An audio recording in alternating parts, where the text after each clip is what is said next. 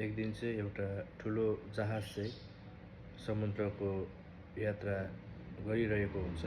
अनि त्यो जहाजमा चाहिँ धेरै मान्छेहरू हुन्छ। अनि अचानक चाहिँ त्यहाँनिर ठुलो छाल लाग्छ, ठुलो आँधीबेहरी त्यहाँनिर आइलाग्छ।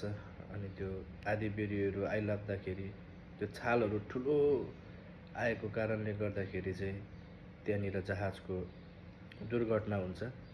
अनि दुर्घटना हुने क्रममा सबै मानिसहरू डुब्छ। अनि प्रभुको अनुग्रहले चाहिँ एकजना मानिस चाहिँ जीवितै रहन्छ। अनि त्यो व्यक्तिलाई चाहिँ समुद्रको पाखानिर त्यो छालले फ्याँकिदिन्छ। अनि त्यो व्यक्ति चाहिँ भोलि बिहान उठ्छ। अनि उसले उठेर चारैतिर हेर्दाखेरि चाहिँ त्यहाँनिर उसले कोही पनि देख्दैन, समुद्र बाहेक अरू केही पनि कुरा उसले देख्दैन। अनि ऊ चाहिँ त्यहाँ एकदमै निरुत्साहित हुन्छ, एकदमै ऊ डराउनु थाल्छ। अनि त्यसपछि उसले घोडा टेकेर चाहिँ प्रार्थना गर्नु थाल्छ, हे प्रभु मलाई यो ठाउँदेखि छुटाउनुहोस्, हे प्रभु मलाई यो ठाउँदेखि चाहिँ उद्धार गर्नुहोस् भन्छ। अनि भोलिपल्ट पनि उसले फेरि घोडा टेक्छ, प्रार्थना गर्छ। त्यस्तो गर्दै गर्दै गर्दै महिनौँ दिन बित्छ।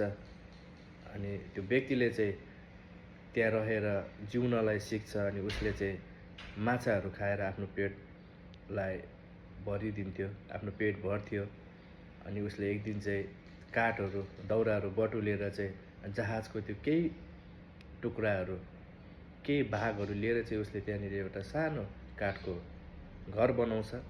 अनि त्यो घर बनाइसकेपछि उसले त्यहाँनिर दाउरा लगाएर चाहिँ उसले त्यहाँ आगो बाल्छ। त्यो घरको नजिकै उसले त्यहाँ आगो बालेर ऊ चाहिँ खाना खोज्नको निम्ति जान्छ। जब ऊ फर्केर आउँछ, त्यो जुन उसले त्यो बालेको त्यो आगोको कारणले गर्दाखेरि उसको घर पनि जल्छ, पुरै जलेर ध्वस्त हुन्छ। अनि माथि आकाशमा धुवैँ हुन्छ, त्यो धुवाँको मुस्लो चाहिँ माथि माथि जान्छ। अनि त्यो मानिस निराश हुँदै चाहिँ त्यो मानिसले त्यो व्यक्तिले भन्छ, हे प्रभु तपाईँ कति निर्दय हुनुहुन्छ, तपाईँले मेरो प्रार्थना त सुन्नु भएन, मलाई यहाँदेखि छुटाउनु त भएन, तर जुन मैले एउटा दुःखले झुपडी बनाएको थियो त्यो झुपडी पनि प्रभु तपाईँले जलाइदिनु भयो भनेर उसले आकाशतिर हेरेर चाहिँ उसले त्यसरी चाहिँ प्रभुलाई उसले आफ्नो कुराहरू व्यक्त गर्छ।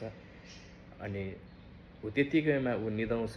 अनि ऊ निदाइसकेपछि चाहिँ भोलि बिहान उठेर उसले हेर्दाखेरि त्यहाँनिर मानिसहरूको हल्ला खल्ला सुन्छ। अनि त्यहाँनिर चाहिँ एउटा जहाज चाहिँ उसलाई उद्धार गर्नलाई आइपुगेको हुन्छ। अनि ऊ एकदमै खुसी हुन्छ। अनि त्यो खुसी भएर चाहिँ त्यो व्यक्ति चाहिँ त्यो जहाजमा जान्छ। अनि त्यो जहाजमा जाँदै गर्दाखेरि चाहिँ उसले त्यो जहाजको कप्तानलाई भन्छ, अनि तपाईँहरूले म यहाँ छ भन्ने कुरा कसरी थाहा पाउनु भयो भनेर भन्छ। अनि त्यो जहाजको कप्तानले भन्छ, हामीले त आकाशमा त्यो धुवाँ देखेको कारणले जुन तपाईँले त्यो चिन्हहरू पठाउनु भएको, त्यो फायर सिग्नल तपाईँले पठाउनु भएको कारणले आज हामी यहाँ तपाईँलाई उद्धार गर्न आएका छौँ भन्दाखेरि अनि ऊ छक्क पर्छ।